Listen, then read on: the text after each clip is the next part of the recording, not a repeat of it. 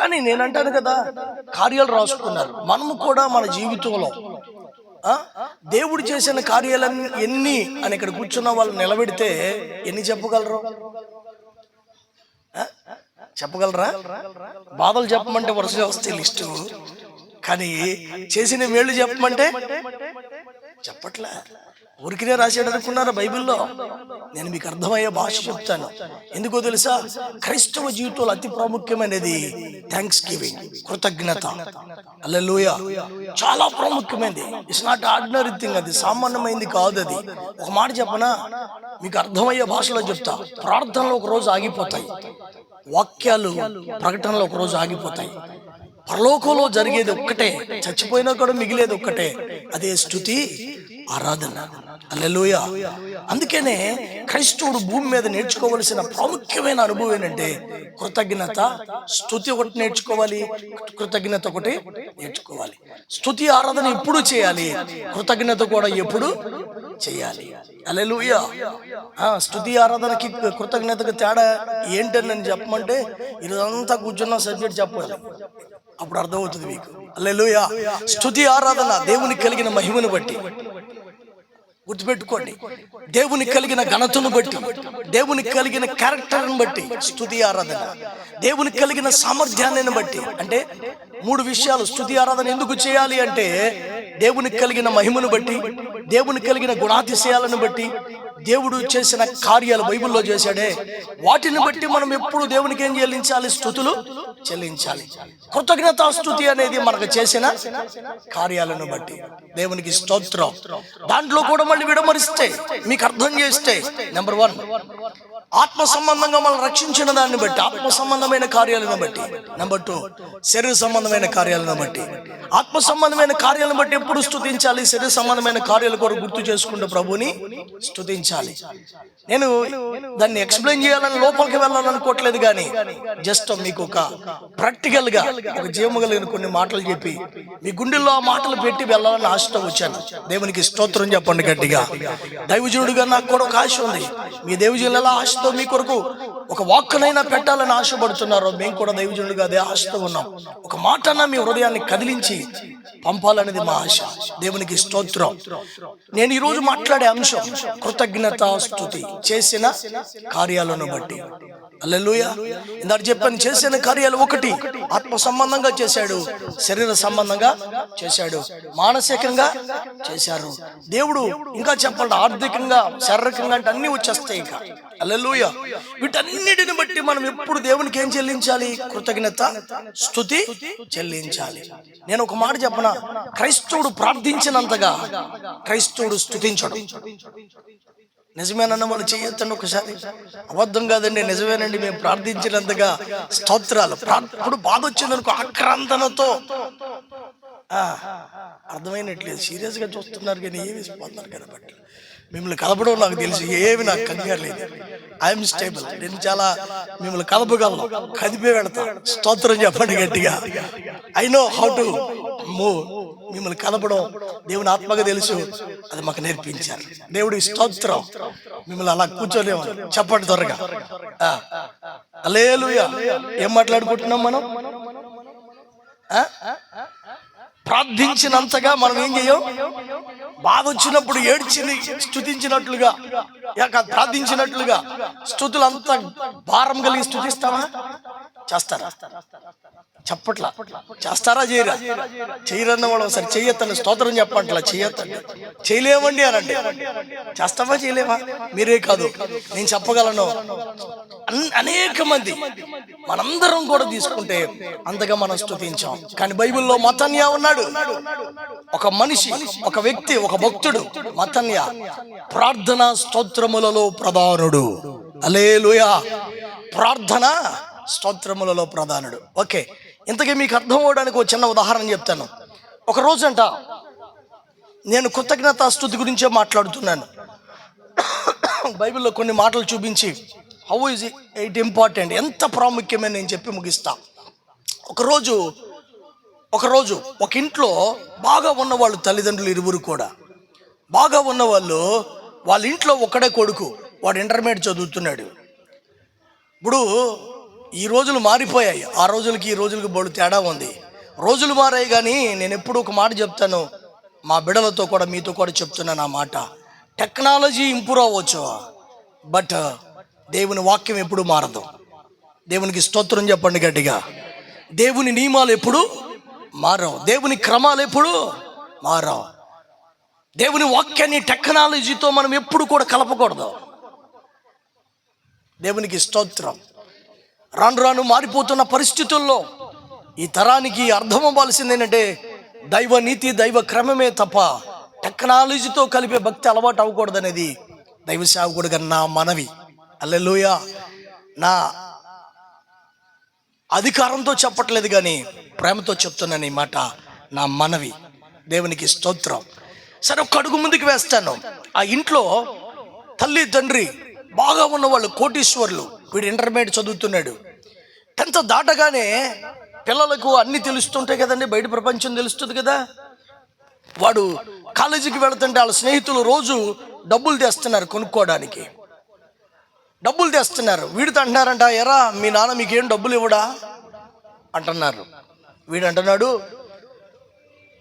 డబ్బులా, మా నాన్న ఇవ్వడరా, ఏదన్నా కావాలంటే కొనుక్కొస్తాడు అన్నాడు వీడు. అదేంట్రా మేమందరం తెస్తున్నావు, నువ్వు కూడా ఎప్పుడన్నా తెస్తే బాగుంటుంది కదా. వాళ్ళ నాన్న ఆలోచన ఏంటంటే డబ్బులు ఇస్తే వాడు కాలేజీకి వెళ్ళడం మానేసి స్నేహితులతో తిరగడం మొదలెడతాడేమో వాళ్ళ నాన్న భయం. మొత్తం మీద రోజు వచ్చి నాన్న అడుగుతున్నాడు, నాన్న అందరూ డబ్బులు తెచ్చుకుంటున్నారు, నాకు కూడా డబ్బులు ఇవ్వవా ఇవ్వవా అని అడుగుతున్నాడు. అడుగుతుంటే వాళ్ళ నాన్న అంటాడు, కాదురా ఇప్పుడు కాదురా, కాదురా, అసలు నీకేం కావాలో చెప్పు, తెస్తాను నాన్న అని బతిలాడి వాడిని సముదాయించి పంపుతున్నాడు రోజు కాలేజీకి.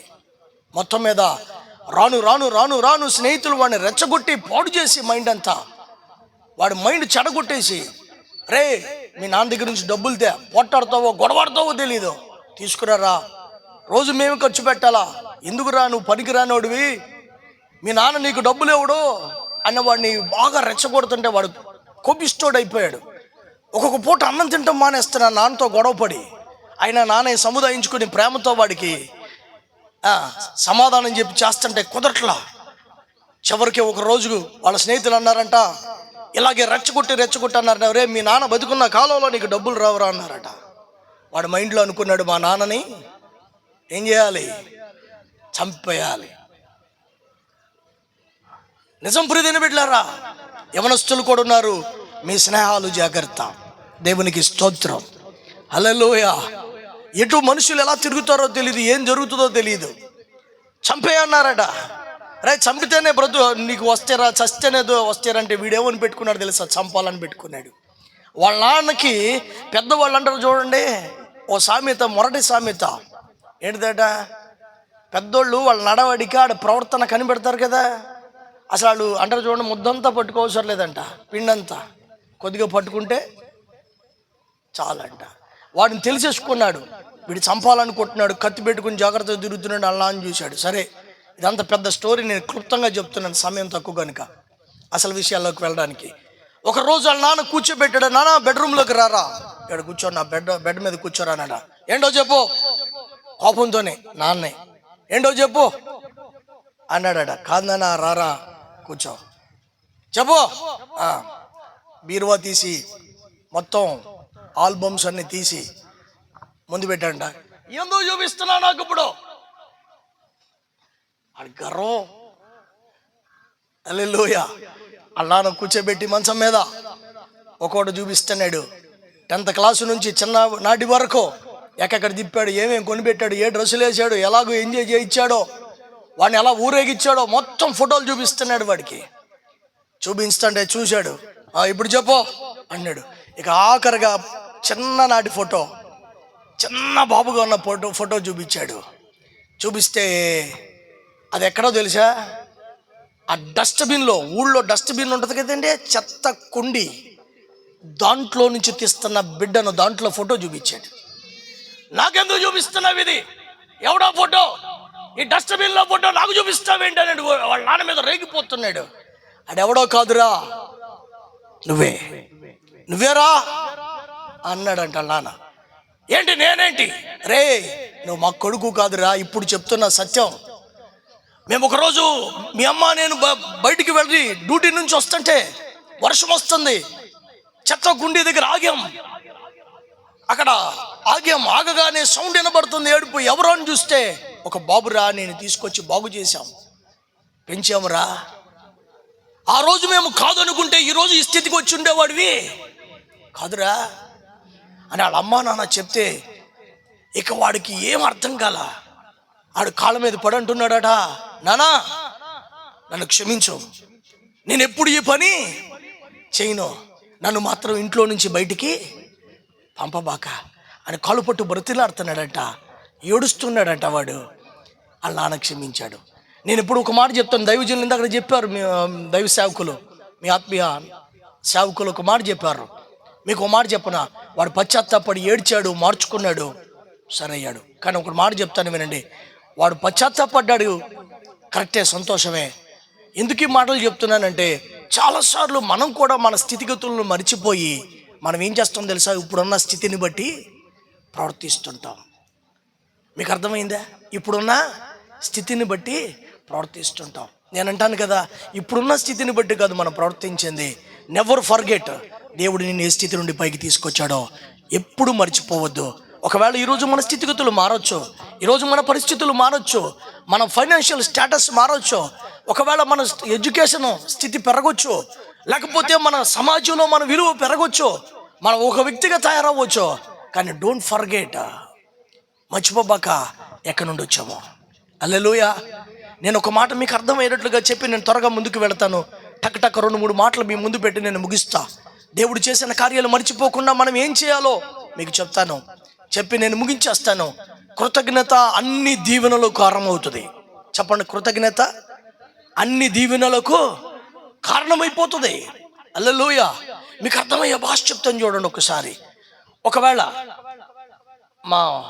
నాతో అంటే నాతో వచ్చారు సహోదరులు కనుక, దైవజనులు కనుక, నేను అంటే పిల్లలు తీసుకుంటే టైం పడుతుంది కనుక, దైవజనులు ఉన్నారు, కిషోర్ గారు ఉన్నారు. ఇప్పుడు ఆయన నాకు బాగా అవసరం వచ్చింది, హాస్పిటల్లో ఉన్నాను అనుకోండి, ఉదాహరణ, నేను హాస్పిటల్లో ఉన్నాను, నా దగ్గర డబ్బులు లేవు. ఈయన రాగానే ఏమంటే 1 లక్ష రూపాయలు ఉంటే ఇవ్వకూడదు నాకన్నా, అవి కడితేనే నాకు ట్రీట్మెంట్, లేకపోతే జరగదు. ఇప్పుడు ఆయన నాకు డబ్బులు ఇచ్చాడు, 1 లక్ష రూపాయలు ఇచ్చాడు. అడగంగానే అయ్యో ఈ స్టేజ్లో ఉన్నారా, నా దగ్గర ఉన్నాయి తీసుకుని వాడుకోండి అన్నాడు. వాడుకున్న తర్వాత అంతా నేను బాగుపడి బయటకు వచ్చి నా దగ్గర మళ్ళీ 1 లక్ష రూపాయలు సమకూడితే ఆయనకి తిరిగి 1 లక్ష రూపాయలు ఇచ్చా. ఒకసారి మీరు చెప్పండి, 1 లక్ష రూపాయలు ఇచ్చా, ఆయన రుణం నేను తీర్చేసినట్టేనా? మాట్లాడట్లే మీరు. ఆయన రుణం తీర్చినట్టేనా? ఇచ్చేసాక 1 లక్ష రూపాయలు. నేను అదే చెప్పడానికి వెళ్ళకపోతున్నాను, ఆ విషయాన్ని మీకు అర్థం చేయడానికి కోరుకున్నాను. నేను 1 లక్ష రూపాయలు ఇస్తే రుణం తీర్చినట్టేనా? ఎందుకు కాదు? అనిచ్చింది 1 లక్ష కండి. మీకు అర్థమైందా? 1 లక్ష రూపాయలు తీర్చాను, కానీ నాకు ఉన్న స్థితిలో నాకు సహాయము, ఆ పరిస్థితి ఉందే, ఆ పరిస్థితికి నేను ఆయనకి ఏమి ఇవ్వగలనా? అందుకనే నువ్వు ఇవ్వగలవు కానీ తీర్చలేవు. చెప్పండి, ఏంటిదండి? మనం ఇవ్వగలం కానీ దేవునికి తీర్చలేము. అర్థమైతే స్తోత్రం చెప్పండి గట్టిగా.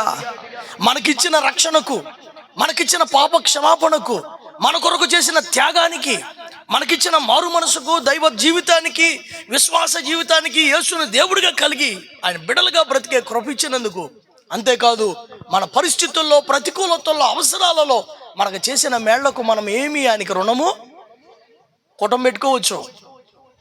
మా బిడ్డలే కనుక వాళ్ళకి అర్థమవుతుంది కనుక నేను ధైర్యంగా మీతో కూడా చెప్తున్నాను ఆ మాటలో. హల్లెలూయా. వాళ్ళు తప్పుగా అర్థం చేసుకోరు, పాజిటివ్గా అర్థం చేసుకుంటారు. కాబట్టి మనం కూడిక పెట్టుకుని అనేక మందిని పిలుచుకుని సాక్ష్యం చెప్పవచ్చు, కానుకివ్వచ్చు, కానీ దేవునికి మాత్రం మనం రుణం తీర్చలేం. అది మరిచిపోయిన వాడు తన జీవితంలో దేవునికి కృతజ్ఞత కలిగి బ్రతకగలుగుతాడు. అర్థమైతే స్తోత్రం చెప్పండి గట్టిగా. హల్లెలూయా. అది అర్థమైన వాడు దేవునికి ఎలా బ్రతకగలుగుతాడు? నేను దేవునికి రుణస్థుడిని అని అర్థమైతే నేను ఎప్పుడు చెప్పగలుగుతాను. మా జీవితంలో కూడా మా బిడ్డ పుట్టకముందు 3 సంవత్సరాలన్నరకు పుట్టింది పెద్ద బిడ్డ. పుట్టకముందు మేము కూడా అనేక పరిస్థితులు ఎదుర్కొన్నాం. కానీ ఆ బిడ్డ పుట్టగానే ఏమని పేరు పెట్టామంటే ఎవరికి అర్థం కాల ఆ పేరుకి అర్థం. ఒక అమెరికా ఆయన అడిగాడు నన్ను, మా బావ వాళ్ళ తెలిసిన ఒక పాస్టర్ గారు ఆయన ఉంటే ఆయనతో మాట్లాడుతుంటే నాకు కూడా మా బావమరిది ఉన్నాడు మాట్లాడని ఇచ్చాడు. అక్కడ ఎంతమంది పిల్లలని అడిగాడు, 3 అప్పుడు ఒక ఆమె అనుకుంటా, ఒక పాప నన్ను వాట్ ఈజ్ హర్ నేమ్ అన్నాడు. ఏం లేదు ఆమె పేరు గిఫ్టీ అన్నాను. What is the name of Gifty అన్నాడు ఆయన. నథింగ్, గిఫ్ట్కి వై చేర్చామన్నాను నేను. స్తోత్రం చెప్పండి గట్టిగా. మా అర్థంలో దేవుడు మాకు ఇచ్చిన బహుమతి అన్నాడు. దేవుడికి స్తోత్రం చెప్పండి గట్టిగా.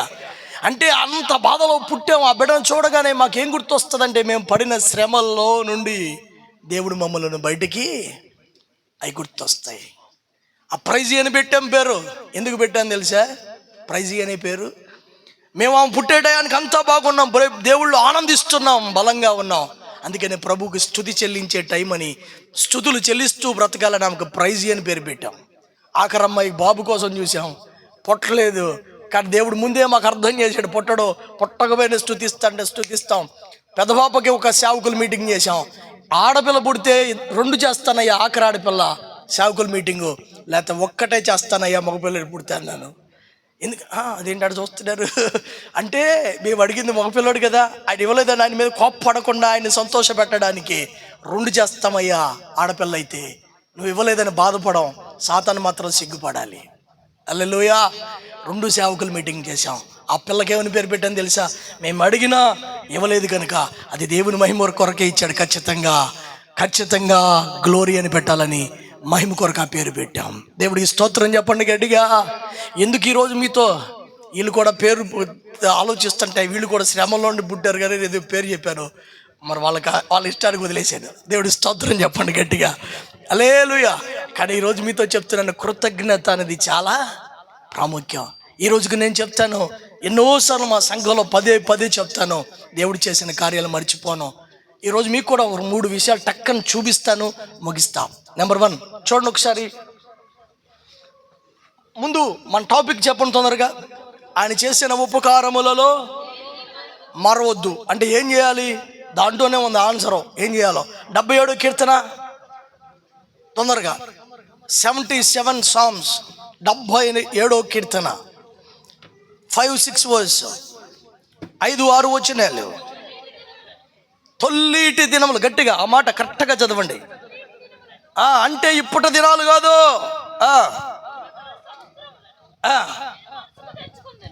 ఏం చేస్తాడా? మనసునకు తెచ్చుకుంది. ఓకే, నేను పాడిన పాట చదవండి. నేను పాడిన పాట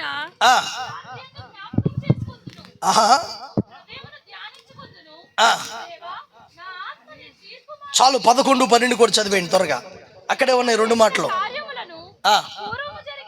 ఆశ్చర్య కార్యములను నేను మనసుకు తెచ్చుకుందును. దేవుడికి స్తోత్రం చెప్పండి గట్టిగా. నెంబర్ 1 ఆయన చేసిన కార్యములు ఏమోకూడదాడా? మర్చిపోకూడదు. స్వరమెత్తి చెప్పండి. ఆయన చేసిన కార్యములు ఏం చేయకూడదాడా? ఉపకారాల్లో దేనిని ఏం చేయాలి మరి అంటే ఇక్కడ అంటాడు కదా భక్తుడు, మనసునకు తెచ్చుకుందును. ఏం చేస్తాడంట? పూర్వం చేసిన కార్యాలు కాస్త స్వరమెత్తి చెప్పాలి. ఏం చేస్తాడా? మీరందరూ స్వరమెత్తి చెప్పండి. ఏం చేస్తాడు అంటే జ్ఞాపకము చేసుకుంటాడు. అందరూ చెప్పండి. ఏం చేసుకుంటాడా? జ్ఞాపకం చేసుకుంటాడు. అంటే ఒక మాట చెప్పండి మీకు అర్థం అవడానికి. నేటి క్రైస్తవ్యం ఎట్టా ఉందంటే చేసిన కార్యాలు గుర్తు చేసుకోవట్లా. పాజిటివ్గా చెప్తే అర్థమవుతుంది, నెగిటివ్లో వస్తాం. ఏం కంగారు పడి బక్కడే వినండి. యేసన్న గారు ఒక ఆవిడికి బాప్తిసం ఇస్తున్నాడట. ఆమె చెయ్యి పైకి పెట్టింది. ఏంటిది? చెయ్యికి పైకి పెట్టింది. అమ్మ ఇక్కడ హల్లెలూయా చెప్పవసరం లేదు, దించన్నాడంట యేసన్న గారు. తెలుసు కదా మీకు. హల్లెలూయా ఇక్కడ చెప్పవసరం, బాప్తిసం ఇస్తుంటే వద్దు ఇక్కడ చెప్పవసరం లేదు, హల్లెలూయా ఇక్కడ దించు చేయన్నాడు. అయ్యా హల్లెలూయా కాదయ్యా నేను చెప్పేది అందంట. మరి ఏంటమ్మా దించు చెయ్య, ఇంకోసారి దిగలే కానీ చెయ్యికి మొత్తం ఇచ్చేయందంట. ఏంటిది? బాప్తిసం అంటే చెయ్యికోసారి కాలుకోసారి ఇతరా. సరే ఏంటమ్మా నువ్వు అనేది అని ఆపేసి అడిగాడట. ఏం లేదయ్యా, 10 సంవత్సరాల క్రితం మా ఇంటి ఎదురుది నన్ను కొట్టింది, లాగి దానిని కొడదామంటే నాకు దొరకలా. 10 సంవత్సరాలు కొట్టిన తర్వాత దీనికి బాప్తిసం తీసుకుంటుందట. అంటే ఏం గుర్తు పెట్టుకుందేమా? చెప్పట్లే. ఏం గుర్తు పెట్టుకుంది? నేటి క్రైస్తవ్యం ఏం గుర్తుపెట్టుకుంటున్నారు? మీకు అర్థమవుతుందా? ఎవరన్నా నీ పట్ల ఏదన్నా చేస్తే అది గుర్తుపెట్టుకోకుండా ఉన్నట్లా దేవుడు వాక్యం అంటుంది. సూర్యుడు అస్తమించే లోపల మనిషి మీద కోపం ఉండకూడదు. కానీ మనమేం గుర్తుపెట్టుకుంటున్నాం? చేసిన తప్పిదాలు గుర్తుపెట్టుకుంటున్నాం, ఎదుటి వ్యక్తి చేసిన కీడును గుర్తుపెట్టుకుంటున్నాం, ఎదుటి వ్యక్తి అన్న మాటలు గుర్తుపెట్టుకుంటున్నాం, పెట్టుకుని దాన్ని ఏం చేస్తున్నాం? మనసులో పదే పదే గుర్తు చేసుకుంటున్నాం. అందుకే బీపీ షుగర్లు ఎక్కువైపోయింది. అర్థమవుతుందా? అందుకే మనశ్శాంతిగా బ్రతకలేకపోతున్నాడు. ఒక ఆయనకంట వాళ్ళ అక్కతోనో చెల్లితోనో సాక్ష్యం, ఇది నేను అబద్ధం చెప్పట్లేదు, సాక్ష్యం. ఒక ఆయనకి దైవజనుడు ప్రార్థన చేస్తే ఖచ్చితంగా ఆ దైవజనుడు చేస్తే కాళ్ళు నొప్పులు, ఏ రోగమైనా తగ్గిపోద్దట. ఆయనకి మోకాళ్ళ నొప్పులు తగ్గట్లా, కూర్చున్న నొప్పులే, నుంచున్న నొప్పులే, పడుకున్న నొప్పులే, తగ్గట్లా. ఎన్ని వైద్యం వాడినా తగ్గట్లా. ఆ దైవజనుడి దగ్గర ప్రార్థన చేసినా తగ్గలా. 3 సార్లు చేశాడు. ఈయనకి అర్థం కాల. ప్రార్థన చేస్తున్నాడు, దైవజనుడు చేస్తుంటే దేవుడు అంటే అందరితో సమాధానం ఉందేమో అడుగు ఆయనకి. అడిగితే ఆ పక్క నుండి భార్య అందంట, అయ్యా ఇప్పటికి ఎన్నో సంవత్సరమో 2 సంవత్సరాలు, మరి ఎన్ని సంవత్సరాల నుంచో వాళ్ళ చెల్లి వస్తుందయ్యా, వాళ్ళ చెల్లి రాగానే ఎదురు వస్తుందా, మొహం ఆయన ఇటు తిరుగుద్ది, ఆమె మొహం అటు తిరుగుద్ది, ఇద్దరు ఎదురు దాటి వెళ్ళిపోతారు. ఒకళ్ళ మొహం ఒకళ్ళు చూడరు. అంటే ఏమి లేదు. మరి ఇట్లా తగ్గుతాయి. నేనంటను ఆయుష్ ఇచ్చింది దేవుడు, ప్రాణం ఇచ్చింది దేవుడు, కృప ఇచ్చింది దేవుడు, విశ్వాసం ఇచ్చింది దేవుడు, మేలు చేసేది దేవుడు, ఆదరించేది దేవుడు, దిక్కుగా ఉండేది దేవుడు. ఆయన చెప్పి నీ పక్కన పెట్టి నాకు కావలసి నీ పోయా అని ప్రార్థన చేస్తే అట్టిస్తాడు ఆయన. అర్థమవుతుందా మీకు? ఇంకా సమయం లేదనుకో నేను ముగిస్తూ ముందుకు వెళుతున్నాను. మనసునకు తెచ్చుకోవాల్సింది ఏంటో తెలుసా? కూర్చుని దేవుని సన్నిధిలో గుర్తు చేసుకోవాల్సింది ఏంటో తెలుసా? అక్కడ కూర్చోగానే గుర్తొచ్చేస్తే బాధలో నేనంటే ఎన్ని పక్కన పెట్టు. క్రైస్తవుడు ఆత్మ స్వాధీనంలో ఉండాలి, క్రైస్తవుడు ఆత్మ క్రమంలో ఉండాలి, క్రైస్తవుడు ఆత్మ పద్ధతిలో ఉండాలి. క్రైస్తవుడు దేవుని దగ్గరికి వచ్చేటప్పుడు how God will receive my praises, my prayers అని ఆలోచన కలిగి ఉండాలి క్రైస్తవుడు. ప్రార్థన చేసేది జరిగిపోతాయి అనుకుంటే ఎలా కుదురుతుంది? దేవుని కార్యాలు చేయడానికి దేవుని హస్తం చాపబడింది. నువ్వు రిసీవ్ చేసుకోవాలి అంటే you should come to God which God want us to come. దేవుడు ఏ విధానంలో రమ్మంటున్నాడు అలా రావాలి ఆయన పాదాల దగ్గరికి. ఈరోజు నేను చెప్పగలను, ఆయన సన్నిధికి రాగానే నువ్వు జ్ఞాపకం చేసుకోవాల్సింది ఏంటంటే, గుర్తు పెట్టుకోవాల్సింది ఏంటంటే, పిల్లలకు పాఠాలు గుర్తు పెట్టుకోవడం ఎంత అవసరమో క్రైస్తవుడికి దేవుడు చేసిన కార్యాలు గుర్తు పెట్టుకోవడం అంత అవసరం. అర్థమైతే ఒకసారి యేసుకి స్తోత్రం చెప్పండి గట్టిగా. చేతులు ఎత్తరా కొద్దిగా. హల్లెలూయా. సంతోషం. దేవుని కృప మిమ్ములను ఆవరించునుగాక. నెంబర్ 1, నేను అనుకుంటున్నాను, నమ్ముతున్నాను ఖచ్చితంగా, ప్రభు ఏ మాట ఇచ్చినా అది వ్యర్థం కాదు, మీకు ఎంతో కొంత ప్రయోజనకరంగా ఉందని నమ్ముతున్నాను. నిజమేనండి, మాకు ఉపయోగకరంగా ఉందన్న వాళ్ళు స్తోత్రం చెప్పండి యేసుకి గట్టిగా. హల్లెలూయా. మనం గుర్తు చేసుకోవాల్సింది ఏంటి? దేవుని కార్యాలు. నెంబర్ 2, గుర్తు చేసుకోవాలి, మనసులోకి తెచ్చుకోవాలి. ఆ కిందే ఉంది 2వ మాట, ధ్యానించుకొందును.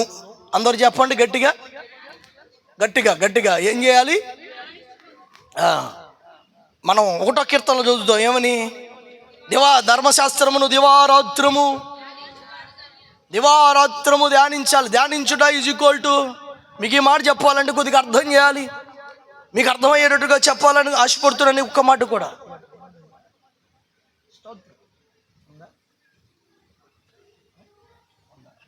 ఓకే, వినండి జాగ్రత్తగా. ఇప్పుడు మరీకి యేసయ్య చెప్పాడు, మరీకి దేవదూత చెప్పింది ఏమని? నువ్వు పరిశుద్ధాత్మ వల్ల గర్భవతి అవుతావు, కుమారుని కంటావు, ఆయన పరిశుద్ధుడు, ఆయన దేవుని కుమారుడు, ఆయనకి యేసు క్రీస్తు అని పేరు, ఇమ్మానుయేలు అని దేవుడు, మొత్తం పేర్లు అన్నీ చెప్పేసి యేసు ప్రభు పుడతాడని చెప్పేసి వెళ్ళిపోయింది. కన్యక గర్భవతి అవుతుందని వెళ్ళిపోయిన తర్వాత ఈ మరియా ఎలిజబెత్ దగ్గరికి వెళ్ళింది, వచ్చేసింది. ఇప్పుడు డెలివరీ టైం వచ్చేటప్పటికి ఎక్కడుంది తెలుసు కదా, మీరు చెప్పండి అందరూ. ఎక్కడుందామే? బెత్లెహేములో ఉంది. ఇప్పుడు బెత్లెహేములో డెలివరీ అయింది. విన్నారా మాట? ఎక్కడ డెలివరీ అయిందామే? పశువుల పాకలో డెలివరీ అయింది. ఆ పశువుల తొట్టులో బాబుని పొత్తుగుడ్డలతో చుట్టి ఇవేమో అనుకుంటుంది, అదండి దేవదూత ఏమో నాతో ఎవరు పుడతారని చెప్పింది. కన్యక గర్భవతితో అయ్యాను, దేవుని శక్తితోనే అయ్యాను, డెలివరీ అయ్యాను. ఇప్పుడు ఎక్కడ పుట్టాడు ఈయన? త్వరగా చెప్పాలి. ఎక్కడ పుట్టాడండి? దేవుని కుమారుడు అయితే ఇక్కడ పుడతాడా? ఈయన జాగ్రత్తగా ఈమె ఆలోచించుకుంటుంది. వింటున్నారు నా మాట? ఇటు చూడండి అందరు జాగ్రత్తగా. ఈమె ఆలోచించుకుంటుంది, ఇక్కడ పుడతాడా? అయ్యో, నాకు పుట్టిన బిడ్డను కనీసం మంచం మీద కాకపోతే దేని మీదైనా పడుకోబెట్టే అవకాశం ఉండేది. ఎక్కడ పడుకోబెట్టాల్సి వచ్చింది? ఆలోచించుకుంటుంది. బాధపడింది నేను చెప్పట్లేదు, ఆలోచించుకుంటుంది. బాధపడింది నేను అనట్లేదు, ఆలోచించుకుంటూ ఉంది. ఏసేపు కూడా అయ్యో ఇక్కడే అవ్వాల్సి వచ్చింది, ఇంటి దగ్గర అయితే బాగుండేదేమో, మరి దేవుని కుమారుడు అయితే కరెక్ట్గా డెలివరీ అయ్యే టైం కూడా ఆయన తెలుసు కదా, ఇక్కడ అవ్వాల్సి వచ్చింది ఏంటి అని ఆలోచన ఉంటుందా ఉండదంటారా? మనిషికి ఎంత భక్తుడికైనా ఆలోచన వస్తుంది కదా, వచ్చి ఉంటుంది. ఈ లోపల ఈయన పుట్టగానే అక్కడ గొర్రెల కాపులకు ఎవరు చెప్పారు? దేవదూతలు చెప్పారు. ఈ లోపల దేవదూతలు చెప్పగానే గొర్రెల కాపులు ఏం చేశారు? వెళ్ళి చూద్దాం రండి అని మొత్తం వదిలేసి ఎక్కడికి వచ్చారు? పశువుల బాక్కి పొడుగోబెట్టిన ఆ తొట్టులోనికి ఆనవాళ్ళంతా చెప్తే వచ్చి వాళ్ళతో దేవదూత ఏం చెప్పింది? ఇదిగో మీకు దావీదు పట్టణం మందు నేడు మీకు పుట్టాడు. బోళ్ళని ఆనవాళ్ళు చెప్తే అటాగే వచ్చి చూసి వాళ్ళు ఏం చెప్పారో తెలుసా? అమ్మా మాకు దేవదూత చెప్పింది ఈయన దేవుని కుమారుడని అని. ఎవరితో చెప్తున్నారు? అక్కడికి వచ్చి దేవుడు వంగి నమస్కరించి స్తుతించి యేసుప్రభుని ఆ మాటలు చెప్తుంటే మరియా బైబిల్లో అక్కడ రాయబడిన మాట 2వ అధ్యాయం ఏంటో తెలుసా? హృదయములో తలపోసుకొనేను. అందరూ చెప్పండి, హృదయములో. ఈ మాట కోసం ఇంతసేపు చెప్పాను, చెప్పండి ఏం చేసింది హృదయములో అంటే అర్థం ఏంటి? హృదయములో ధ్యానించుట, ఆలోచన చేస్తా, అరే రే నేను ఇదో అనుకున్నాను, అప్పటి నుండి దేవుడు కుమారుడైతే అని ఆలోచన చేసుకుంటా ఉంది. ఇంకా తర్వాత సంభవాలు కూడా మీకు తెలుసు చాలా, అవన్నీ చెప్పడానికి సమయం కాదు. దేవుని కార్యాలు గుర్తు చేసుకోవడం మాత్రమే కాదు, కూర్చుని వాటిని గురించి ఏం చేయాలి? ధ్యానం చెయ్యాలి. అందరూ చెప్పండి, కూర్చుని ఏం చేయాలి? వాక్యం ధ్యానించాలి, అలాగే చేసిన కార్యాలు కూడా. అర్థమైతే ఒకసారి స్తోత్రం చెప్పండి గట్టిగా. మీకు ఓ మాట చెప్పనా? అద్భుతం చెప్తా వినండి. ధ్యానిస్తే ఏం జరుగుద్దో చెప్పనా? ధ్యానిస్తే ఇదిగో మనం ఎర్ర సముద్రం దగ్గర ఉన్నప్పుడు చచ్చిపోతాం అనుకున్నాము, దేవుడు దాన్ని ఏం చేశాడు? పాయలు మనల్ని దాటించి శత్రువులను ఏం చేశాడు? దాంట్లో కూర్చుని ఆలోచిస్తున్నావు అనుకో, నీకు బాధన గురించి ఆలోచిస్తే సంతోషం కలుగుద్దా? కార్యం గురించి ఆలోచిస్తే సంతోషం కలుగుద్దా? ఇప్పుడు ఎక్కువ మనిషి ఏది ఆలోచిస్తున్నాడు? కూర్చున్నా, నుంచున్నా, లేచినా, పడుకున్నా. మరి సంతోషం కలుగుతుందా? బాధ కలుగుతుందా? నేనంటాను బాధలు ఆలోచిస్తే బాధ కలుగుద్ది, బాధలు ఆలోచిస్తే బలహీనత వచ్చేస్తుంది, బాధలు ఆలోచిస్తే కృంగిపోతావు. దేవుని కార్యాలు ఆలోచిస్తే నువ్వు బలపరచబడతావు. హల్లెలూయా. దేవుని కార్యాల గురించి ఆలోచిస్తే నీకు ధైర్యం వస్తుంది. దేవుని కార్యాల గురించి ఆలోచిస్తే నువ్వు ఖచ్చితంగా ఏం చేస్తావో తెలుసా? గుర్తు చేసుకుని ధ్యానిస్తూ ఉంటే నువ్వు ఖచ్చితంగా దేవునికి కృతజ్ఞతలు చెప్పకుండా ఉండవు. హల్లెలూయా. ఇప్పుడు చెప్పండి హల్లెలూయా. ఇది చాలా అవసరం, క్రైస్తవుడికి అవసరం, దేవుని బిడ్డకు అవసరం కృతజ్ఞత. ఆఖరి మాట ఒక్కటి చెప్పి నేను ముగిస్తా, మీకు ఇంకా చెప్పడానికి సమయం ఉంది. కృతజ్ఞతకి వేసి ఎంత ప్రాముఖ్యత ఇచ్చాడో కూడా మీకు అర్థం చేస్తా. 10 మంది కుష్ఠరోగులు బాగుపడితే, వాక్యాలు చూపించడానికి టైం లేదు, 10 మంది బాగుపడితే తిరిగి వచ్చింది ఎంతమంది ఏసే దగ్గరికి? ఏసే ఏమని అడిగాడు? అక్కడ ఏమడిగాడు? 9 మంది. ఎక్కడ? వీడు వచ్చి ఏం చేశాడు? ఏసే పాదాల మీద పడి కృతజ్ఞతలు చెప్పాడు. ఇంకా అపోస్తల కార్యగ్రంథంలో 3వ అధ్యాయంలో కూడా వాడు ఏం చేశాడు? గొంతులు వేస్తా దేవుని మందిలోకి వెళ్ళి స్తుతులు చెల్లించాడు. చేసిన కార్యాలు గుర్తు చేసుకుంటే స్తుతి కాక ఏమొస్తుంది? కృతజ్ఞత మనసు కాక ఏమొస్తుంది? ఆనందం కాక ఏమొస్తుంది? నేనంటాను కదా, దేవుని బైబిల్లో రాశాడు, ఇదిగో దేవుని యందు ఆనందించండి, మరలా చెప్పుదును ప్రభువునందు ఏం జరుగుతుంది? ప్రభువునందు ఆనందించుట వలన బలము కలుగుద్దని నెహెమ్యా గ్రంథంలో రాశాడు. హల్లెలూయా. చాలామంది అంటారు మాకు ఆనందం ఎట్ట కలుగుద్దండి? ఎట్ట కలుగుద్ది? ఎట్టాగే కలుగుద్ది. నీకేమో మనకేమో క్రైస్తవులకేమో అవసరాలే గుర్తొస్తాయి తప్ప కార్యాలు గుర్తురావు. స్తోత్రం. ఈ రోజు నుంచి గుర్తు చేసుకునే ప్రయత్నం చేయండి. ఇంకొక మాట చెప్తాను మీకు అర్థం అవడానికి, ముగిస్తా. నాకు ఇచ్చిన సమయం అయిపోతుంది, ముగిస్తా. బాగా వినండి. ఇప్పుడు 38 సంవత్సరాల నుండి రోగిగా పడున్నాడు బెతెస్దా కోనేరు దగ్గర. వాడిని ఎవడు బాగు చేశాడు? కోనేరులో కదిపే నీళ్ళ యేసయ్య బాగు చేశాడా? డైరెక్ట్గా ఎవరు వచ్చారు? సృష్టికర్తే వాడి దగ్గరికి వచ్చాడా? రాలేదా? అందరేమో నీళ్ళలో బాగుతుంటే వీడి దగ్గరికి సృష్టికర్త వచ్చాడు, బాగు చేశాడు. సరే బాగుంది. నిజంగా చెప్పండి, 38 సంవత్సరాలు వ్యాధిగ్రస్తుడంటే వాడు ఎంత బాధపడి ఉంటాడు? మంచం మార్చేవాళ్ళాడు, కంచం మార్చేవాళ్ళాడు, బట్టలు మార్చేవాళ్ళాడు, పరుపు మార్చేవాడు. చాలా బాధ, ఒంటరితనం. వాడి కళ్ళ ముందు రోజుకి ఎంతమంది స్వస్థపడ్డారో తెలియదు. ఒక్కళ్ళ లెక్కేస్తేనే 14,000 మంది బాగుపడ్డారు వాడి కళ్ళ ముందు. దగ్గరగా కరెక్ట్గా 14 కాదు, 14,000 లోపే ఉన్నారు. మీరు లెక్కేసుకుంది 365 ఇంటూ 38. వాడి కళ్ళెదుట రోజుకొక్కడు బాగుపడితే 14,000 మంది. 14,000 మందిలో వాడికి సహాయం చేస్తారని మాట ఇచ్చిన వాళ్ళు ఎంతమందో నాకు తెలియదు. ఒక 100 మంది ఇచ్చుంటారా, కానీ ఎవడో చేయలేడికి.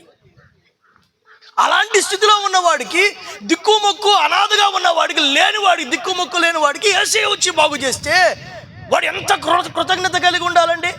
అదే శానాదయాలు పట్టిన వాడిని బాగు చేస్తే వాడు ఏమన్నాడు తెలుసా? యేసయ్య నేను ఎక్కడికి వెళ్ళను, ఎక్కడ ఉంటాను, I want to be with you, నీతో ఉండాలి నేను.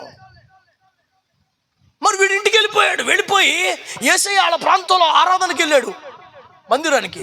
వీడు అక్కడ వెనకాల నుంచున్నాడు, అక్కడ 38 ఏళ్ళు వెనకాల నుంచున్నాడు.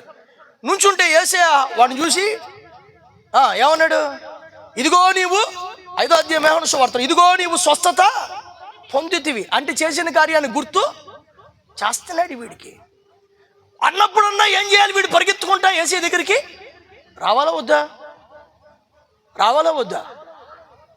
ఇప్పుడు మీరు సాయం చేశారు ఎవరికన్నా, సాయం చేసినప్పుడు వాళ్ళు మీకు ఎదురు పడినప్పుడు ఏం చేయాలి? లెక్క అయితే ఎదురుగా తొందరగా వచ్చి ఏమండి బాగున్నారా అని అడగాల వద్దా? అడగలా వీడు. యేసయ్య ఏమన్నాడు తెలుసా? నువ్వు స్వస్థత నొందితివి, మరెక్కువ కీడు నీకు కలగకున్నట్లు పాపము అంటే అర్థమైంది. మీకు అర్థం అవ్వాల్సింది ఏంటో తెలుసా? స్వస్థత పొందాడు, మేలు పొందాడు అంటే కృతజ్ఞత కలిగి ఉండాలి. అంటే దాని అర్థం ఏంటంటే మనం ఖచ్చితంగా దేవునితో సహవాసములో ఉండాలి. అందరూ చెప్పండి గట్టిగా. 3వ మాట, 1 మనసునకు తెచ్చుకోవాలి, 2 ధ్యానించాలి, 3 ఖచ్చితంగా ఆయనతో ఏముండాలి? సహవాసములో. ఇంకా చెప్పాలంటే సహవాసంలో ఉండడం అంటే ఆయన్ని వెంబడించాలి. ఇలా చెప్పుకుంటూ పోతే చాలా విషయాలు ఉన్నాయి, కానీ నేను క్లుప్తంగా ఆత్మ సంబంధంగా ప్రయోజనకరంగా ఉండాలని ప్రభు ఇచ్చిన 3 మాటలు మీతో చెప్పాను. మళ్ళా చెప్పండి, కృతజ్ఞత కలిగి ఉండడం అంటే ఏంటి? ఆయనతో ఖచ్చితంగా ఏం చేయాలి? సహవాసం, ఆయన్ని వెంబడించాలి. హల్లెలూయా. చాలామంది మేలు పొందిన తర్వాత ఇక దూరం అయిపోతారు, బోల్డని కారణాలు చెప్తారు. అంటే మా బిడ్డలు ఇక్కడ ఉన్నా నేను ధైర్యంగా చెప్తున్నా, చాలామంది ఏం చేస్తారు తెలుసా? ఇళ్ళనే కాదు, వీళ్ళ సంగతి కాదు నేను చెప్పేది. సహజంగా ఏం చేస్తారంటే కార్యం జరిగిన తర్వాత వస్తావులే పాస్టర్ గారు అంటే ఎవరు దూరం అయిపోయారు? వాళ్ళు సహవాసానికి దూరం అయిపోయారు. దేవుని వెంబడించుట కొరకు ఈరోజు నా సంఘంలో మనం నిలబడగలిగితే ఒక అద్భుతం చెప్పనా? కృతజ్ఞత కలిగిన వారికి దేవుడు మేలు చేస్తాడా? దేవునికి దూరంగా ఉన్న వాళ్ళకి మేలు చేస్తాడా? చేసిన మీరైనా మీరు ఎవరికైనా మేలు చేశారు, ఒక 100 రూపాయలు ఇచ్చారు, వాడు తిరిగి పోగా మిమ్మల్ని లెక్క చేయట్లేదు, మరి 2వ చేస్తారా వాళ్ళకి మీరు? మరి దేవుడు చేస్తాడా? కృతజ్ఞతలు అయితే మేలు రావు. ఇంకొక మాట ముగింపులో చెప్పి ముగిస్తా, ఫైనల్గా పరలోకం దగ్గర తీసుకొచ్చి ముగిస్తా. ఏంటో తెలుసా? కృతజ్ఞత లేని వారు 1000 కొలదిగా ఏమయ్యారట? కూలిపోయారు. కృతజ్ఞత లేని వారు 1000 కొలదిగా ఏమయ్యారు? అరణ్యంలో కూలిపోయారు. అంటే ఎక్కడికి వెళ్ళలేదు వాళ్ళు? త్వరగా చెప్పండి, ఎక్కడికి వెళ్ళలేదు? అంటే కృతజ్ఞత లేని వారు అని 2 తిమోతి 3వ అధ్యాయంలో రాశాడు. అపాయకరమైన కాలంలో కృతజ్ఞత లేని వాళ్ళు పరలోకం కూడా వెళ్ళలేరు. అర్థమైన వాళ్ళు స్తోత్రం చెప్పండి గట్టిగా. మీరు చెప్పండి, కృతజ్ఞత లేని వాళ్ళు పరలోకం వెళ్ళలేరు. అది సంగతి. ఇప్పుడు చెప్పండి, ఆయన చేసిన ఉపకారములలో అంటే ఏం చేయాలి? నెంబర్ 1 తెచ్చుకోవాలి, జ్ఞాపకం చేసుకోవాలి, 2 ధ్యానం, 3 సహవాసంలో నిలిచి ఆయన్ని నమ్మకంగా వెంబడించాలి. హల్లెలూయా. ఇక వాళ్ళు తిరుగు లేకుండా పరలోకం వెళ్ళిపోతారు. అట్టి కృప దేవుడు మీ అందరికి అనుగ్రహించును గాక. ఈ కుటుంబాన్ని కూడా దీవించును గాక. పుట్టిన బిడ్డను దేవుని మహిమ కొరకు జకరియా ఎలిజబెతులకు ప్రేమించిన బిడవలే దేవుని కొరకు ఉన్నతంగా వాడుకున్నాను గాక. ఆమె ఇచ్చిన సమయం ఇచ్చిన గారికి వందనాలు. చాలా చక్కని కృతజ్ఞత సంబంధించిన విలువైన విషయాలు మనతో పంచుకున్నందుకు ఒకసారి దేవుని గణపరుచుకుందాం. దేవుని మన స్తోత్రం. సంఘానికి చాలా విలువైన విషయాలు ఇవి. సంఘానికి చాలా విలువైన మాటలు ఇవి. సంఘము ఏమీ కోరకూడదండి. ఏం కోరుకుంటామండి? రక్షణ ఇచ్చిన తర్వాత రక్షించబడకుండా ఉన్న అన్య సహోదరులు ఇక్కడ ఒకళ్ళిద్దరు కొంతమంది ఉంటే గనక బిడ్డలారా గమనించండి. మాకు మీకు తేడా ఏంటంటే ఏం లేదు, ఒకే దేవుడు అందరికీ. మేము దేవుని యొక్క ఆ రక్షణ ప్రణాళికను బట్టి స్థించుకుంటూ వెళ్ళిపోతూ ఉంటాం. బాధ ఉంది, ఉల్లిపాయలు ఉన్నాయా, చింతపండు ఉందా, పప్పు ఉందా, ఉప్పు ఉందా, వాటి గురించి చింతపడం. ప్లాన్ ఉంటుందిలేండి, కష్టపడి పని చేసుకోవాలి, దేవుడు కష్టపడమని చెప్పాడు, నేను దీవిస్తానన్నాడు. ప్లాన్ వేసుకున్న వాళ్ళకి వేదన ఉండదు, చింతన ఉండదు. కానీ అసలు ఏమీ లేదన్నట్టుగా ఫీల్ అయిపోయి చింతపడుతూ దేవుని కృతజ్ఞత లేకుండా ఉండే జీవితాలు బయట ప్రపంచంలో ఉన్నవి. కాబట్టి క్రైస్తవులు ఏమి కోరరు. ఏం కోరతాం? ఇంకా గాలి ఉంది, నీరు ఉంది, కూరగాయలు ఉన్నాయి, ఉప్పు ఉంది, పప్పు ఉంది, ఏమీ లేకపోతే కానీ దేవుడు అక్కడ అడిగినా ఏదో రకంగా ఏ సేవకులు, సేవకురాలు, తర్వాత పాస్టర్లు, లేకపోతే ఈ సంఘస్థులు ఏదో రకంగా ఆహారం పెడతాం. దాని గురించి అసలు వేదనే ఉండదు. ప్రాబ్లం ఎక్కడ వస్తుందంటే అధికమైన కోరికలు ఉండబట్టే మనం పతనం అయిపోతున్నాం. కాబట్టి ఈ రోజునాడు దేవుని బిడ్డలకు ఉండవలసిన అద్భుతమైన జీవితం ఏంటంటే కృతజ్ఞత కలిగి ఉన్నప్పుడు హాయిగా దీన్ని ఏమంటారు అంటే పడవ వెళ్తున్నట్టుగా చక్కని వాటర్ మీద అలా వెళ్ళిపోద్ది మన జీవితం. లేకపోతే టఫ్గా ఉంటుంది, కఠినంగా ఉంటుంది, వేదనగా ఉంటుంది, చింతగా ఉంటుంది. తర్వాత అయ్యగారు అన్నట్టుగా బీపీలు, షుగర్లు ఎంటర్ అవుతూ ఉంటాయి. అంత అవసరం అంటారా?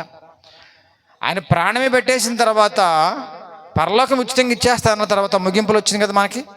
పరలోకం ఇచ్చేస్తాన తర్వాత ఇప్పుడు టక్మాని కన్ను మూస్తే పరలోకంలో ఉంటాం. ఇంకెందుకు ఇంకా వేదన? దానికి ముందు కృతజ్ఞతే, ఆరాధనే, స్తోత్రం చెప్పడమే, ఘనపరచడమే, ఆయన మహిమపరచడమే. ఇంకా వేరే వ్యర్థమైన కోరికలు ఏం మన అవసరంలా. దేవుడు ఏది ఎప్పుడు కావాలో అన్ని దేవుడు సమకూరుస్తూనే ఉంటాడు. ఇలాంటి విషయాలు మనతో దేవుడు మాట్లాడేందుకు దేవుని ఒకసారి ఘనపరచుకుందాం. మరోసారి దేవుని నామానికి స్తోత్రం. సమయం అయిపోయింది, మీకు కొంచెం ఆకలిగానే ఉంటుంది ఎందుకంటే సమయం అలాంటిది. కాబట్టి 2-3 మాటలు నేను పంచుకోండి, ఎక్కువ నేను పంచుకుంటా ఇష్టపడలేదు. పెద్ద ప్రసంగం కూడా చేయట్లే ఈరోజు. ఇటువైపు ఉన్న బంధువులు, ఇటువైపు ఉన్న బంధువులు వచ్చారు. బంధువులు అంటే అటువైపు ఉన్న తల్లిదండ్రులు ఇటువైపు వచ్చారా? ఉన్నారండి? ఉన్నారమ్మా? కొంచెం మీరు ముందుకు రండి. వినయ ముందుకు రమ్మా, కొంచెం మీరు ముందుకు రండి అమ్మా. ఏం పర్లేదు, ఏమనుకోబాకండి, రండి. మీరు ముందు కూర్చోండి, కొంచెం వాళ్ళకి స్థలం ఏమండమ్మా, కొంచెం కూర్చోలేండి. అక్కడ 2-3 హెచ్చరికలు చేసేసి ముగించేస్తా. ఎందుకంటే మీరు శ్రేయస్కరమైన కుటుంబీకులు. మీరు ఆ బిడ్డను పెంచే విషయంలో మీ పాత్ర చాలా, మీ సహకారం అవసరం. ఓకే, నేను కొన్ని మాటలు మీతో పంచుకుంటా, గమనించండి. ఒకటి ఏంటంటే ఆ బిడ్డ మీ బిడ్డ కాదు, వినయ బిడ్డ కాదు, కృపా బిడ్డ కాదు. గమనించండి బాగా. వినయ బిడ్డ కాదు, కృపా బిడ్డ కాదు అన్నప్పుడు మీ బిడ్డ ఎందుకు అవుద్ది? ఆ బిడ్డ దేవుని బిడ్డ. దేవుడు గిఫ్ట్గా ఇచ్చారు. కిషోర్ గారు చక్కగా చెప్పారు కదా 2 మాటలు. దేవుడు ఎవరికి ఇచ్చారమ్మా బిడ్డని? దేవుని బిడ్డని ఎవరికి ఇచ్చారు గిఫ్ట్గా?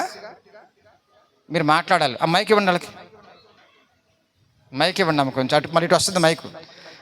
మాట్లాడండి, పర్లేదు, మీరు మాట్లాడండి. కృపా వినయ్ మీరు మాట్లాడు. ఆ బిడ్డ ఎవరి బిడ్డ? దేవుని బిడ్డ. చెప్పండి. దేవుని బిడ్డ. దేవుని బిడ్డ. సంతోషం.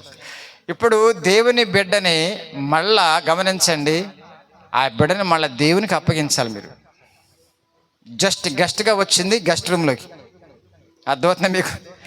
జస్ట్ గెస్ట్గా వచ్చింది గెస్ట్ రూమ్లోకి. అలాగే మీరు ఫీల్ అవ్వాలి. ప్రాబ్లం ఎక్కడొస్తుందంటే నేను కష్టపడి పెంచా, కష్టపడి కన్నా, ఇక నా బిడ్డ. ఇప్పుడైతే అక్కడ సిట్ అయిపోయారు మీరు, ఇచ్చిన వాడిని పక్కన పెట్టేస్తారు మీరు.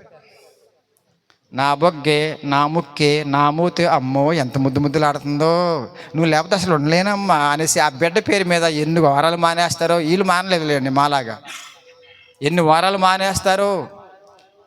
ఎనమాల నుంచి భజన చేస్తారు కొంతమంది. అందుకే వాళ్ళని కూర్చోబెట్టే ముందు తాతలు ముత్తాతలు మా మామల్ని వీళ్ళు ఏతారంటే అప్పుడే గుడికి వెళ్తావమ్మా.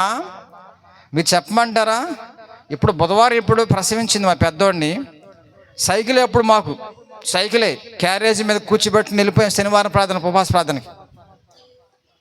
వచ్చి నెక్స్ట్ అదే బుధవారం ప్రసవిస్తే ఆదివారం వచ్చేసింది, సుఖమైన కానిపోయి దేవుని దయ వల్ల. మళ్ళా కిషోరు చిన్నోడు పుట్టాడు, అప్పుడు బేబీ సీట్ వేయించాం. మళ్ళా కొంచెం పెద్ద అయ్యేటప్పటికల్లా ఏం చేయాలి అర్థం కాల. అర్థమవుతుందండి? ఆటోమేటిక్గా అప్పటికి వీడు చిన్నోడు ఏమేడు, కొంచెం పెద్దోడే, కొంచెం ఆడు బేబీ మీద కూర్చోగలడు పెద్దోడు. ఎనమాల మళ్ళీ ఒళ్ళు ఎవరున్నారు? చిన్నోడు. సైకిల్ మీద వెళ్ళిపోతావంటే ఎంత హాయి ఉంటుందో. ఆడి సుఖమైన కానిపోయి. అమ్మా ఇచ్చింది ఎవరమ్మా? మీ అమ్మగారేరి? సత్యవతమ్మ గారు. ఇటు మీ అమ్మగారేరి? ఇచ్చింది ఎవరు తల్లిగా? ఆ మైక్ ఇవ్వండి కొంచెం. సారి ఆ మాట స్వరం వినేసి ముగించేస్తాను. ఇంకా ఆ చివరికి మైక్ ఇవ్వండి అమ్మా. చెప్పండి, ఇచ్చింది ఎవరు? దేవుడు ఇచ్చాడండి. దేవుడు కదా. ఎందుకు ఇచ్చాడు?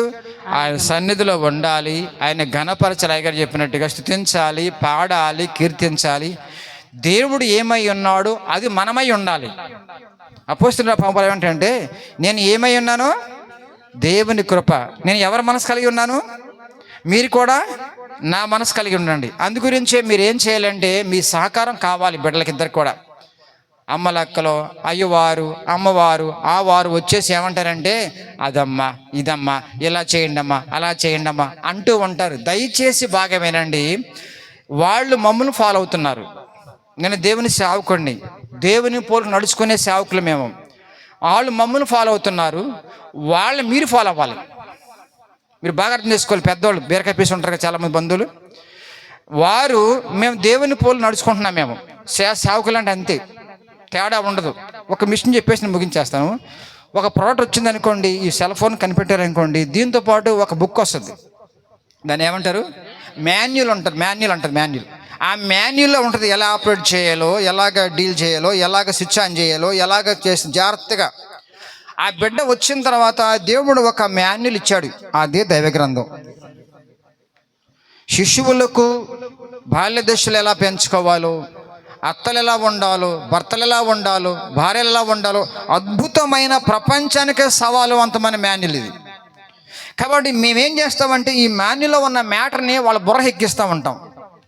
ఇలా ఆపరేట్ చేయాలమ్మా, ఇలా పెంచాలమ్మా, ఈ వయసులో ఇలా ఉంచాలమ్మా, ఇలాగ ఆ బిడ్డను నడిపించుకోవాలమ్మా. ఆ బిడ్డ మనం ఉన్నంత వరకు, రాకడ వచ్చేంత వరకు కూడా ఆ బిడ్డ దేవుని బిడ్డగా ఎలాగ నడిపించాలో మేము ట్రైనింగ్ ఇస్తూ ఉంటాం వాళ్ళకి. అందుకే ఎక్కడి నుంచి అలా వస్తున్నారు వాళ్ళు.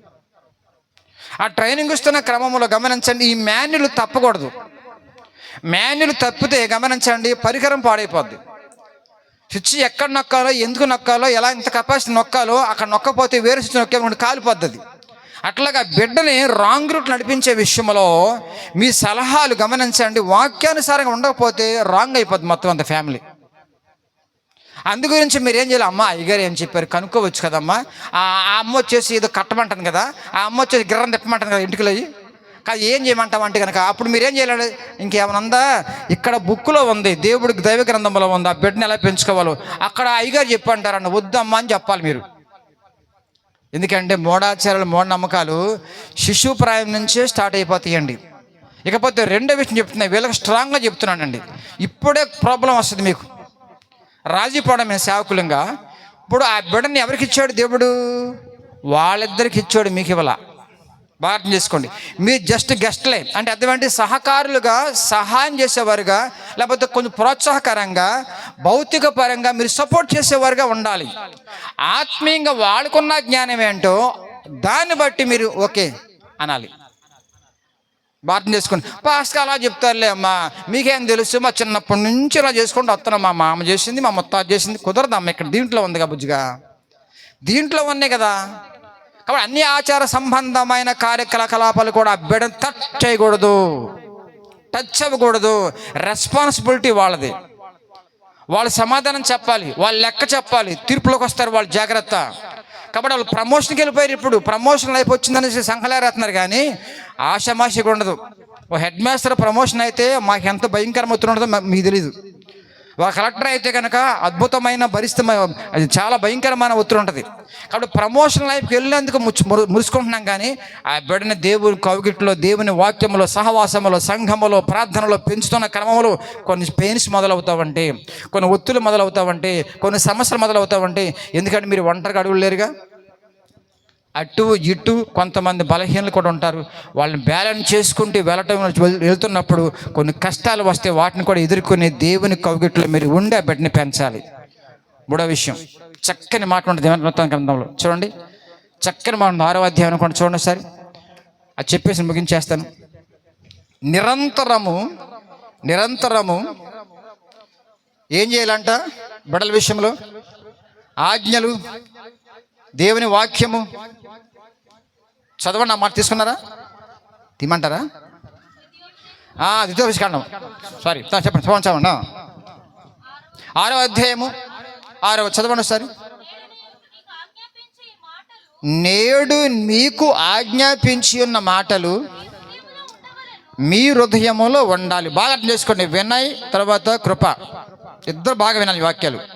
ఎప్పటికప్పుడు దేవునికి వాక్యము ప్రసంగాలు వస్తున్నప్పుడు మీ గుండెల్లో ఉండాలి, వాక్య ధ్యానం వల్ల, వాక్యం వినటం వల్ల. నెక్స్ట్ ముందుకెళ్ళమ్మా. నీవు నీ కుమారులకు వాటిని అభ్యసింపజేసి, నీ కుమార్తెకు కుమారులకు వాటిని అభ్యసింపజేసి, నీ ఇంట కూర్చుండునప్పుడు, నీ ఇంట కూర్చున్నప్పుడు, త్రోవను నడుచునప్పుడు, త్రోవ నడుస్తున్నప్పుడు, పండుకున్నప్పుడును, లేచినప్పుడును వాటిని గూర్చి మాట్లాడవలెను. అసలు గమనించండి, ఈ రోజు ఏ అసమయమైనను సమయమందును దేవుని విషయములో మీరు ప్రయాసపడుతూ బిడ్డని పెంచవలసిన పరిస్థితి.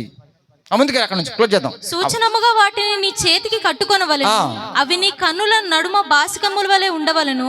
నీ ఇంటి ద్వార బంధకముల మీదను నీ గవుల మీదను వాటిని రాయవలెను. దేవుని నామమునకు స్తోత్రం.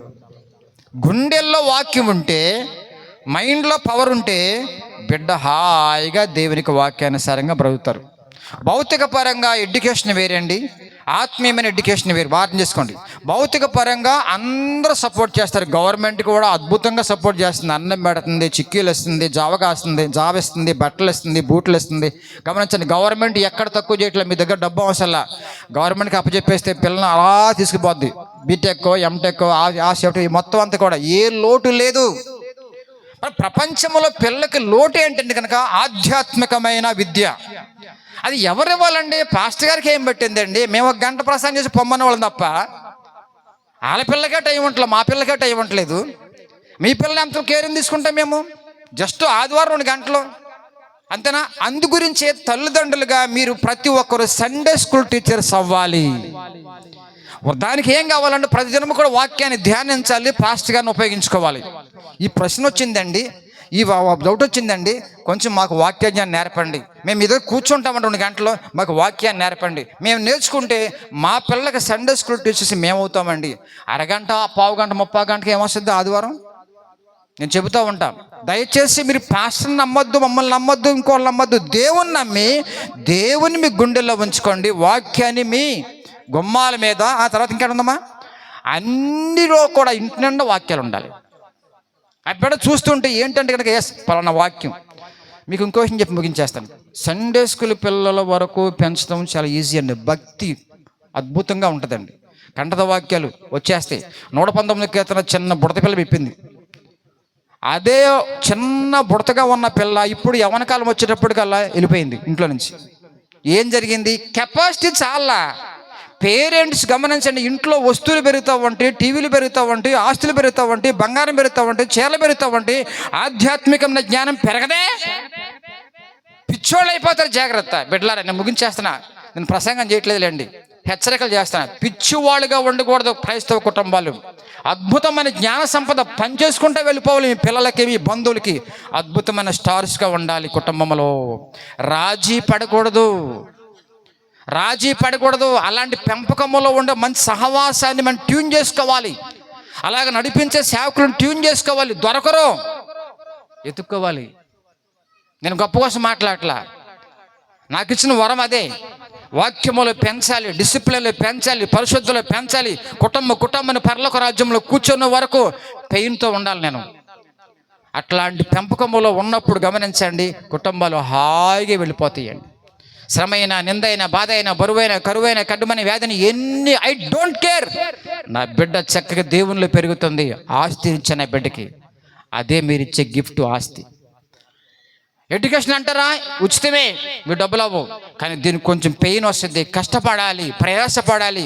కష్టపడి దేవుని దగ్గర నేర్చుకుంటే పాదాల దగ్గర ఆ బిడ్డ కొంతలో కొంత వెళ్ళద్ది. 3 తరాలకి మీరు పునాది వెయ్యాలి పేరెంట్స్. 3 తరాలకి. మా అమ్మ కృప అంట, అమ్మో ఎంత ప్రార్థన పరురాలో, చక్కని వాక్యం చెప్పేది. ప్రమోషన్ వచ్చేస్తుంది కదండి. ఇప్పుడు తల్లిదండ్రులు అయ్యారు, తర్వాత ఏమవుతారు చెప్పండి? అత్త, మామ, తర్వాత ఏమవుతారు? తాతయ్య. అమ్మో సిగ్గుపడుతుంది. కృప ఖచ్చితంగా అవుతావు. దేవుడు రాకడం వరకు మరి అలా ఉంటాం హ్యాపీగా. 90 100 ఏళ్ళు కూడా ఉంటాం. దేవుడు ఆయించేంత వరకు ఏం ప్రభావం లేదు.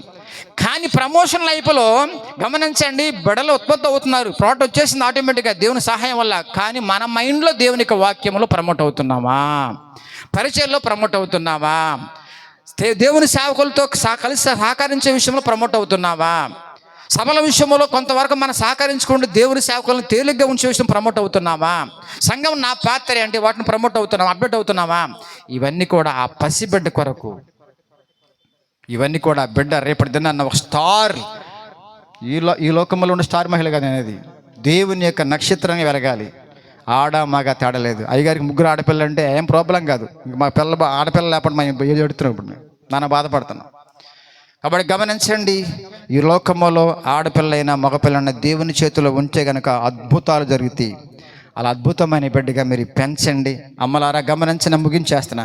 మీ అందరూ ఒక రిక్వెస్ట్ ఏంటంటే, దయచేసి వినయ్ కృప అని మీరు ఫాలో అవ్వాలి. ఆధ్యాత్మికమైన విషయంలో భౌతికంగా మీ మీద ఆధారపడవచ్చు. వాళ్ళు ఇచ్చిపుచ్చుకుంటాను మామూలే, ఎందుకంటే చిన్న బిడ్డలు కాబట్టి వాళ్ళ కష్టం సరిపోవచ్చు, ఒక మీరు సహాయపడవచ్చు, లేకపోతే వాళ్ళు మీరు సహాయపడవచ్చు, అది మామూలే.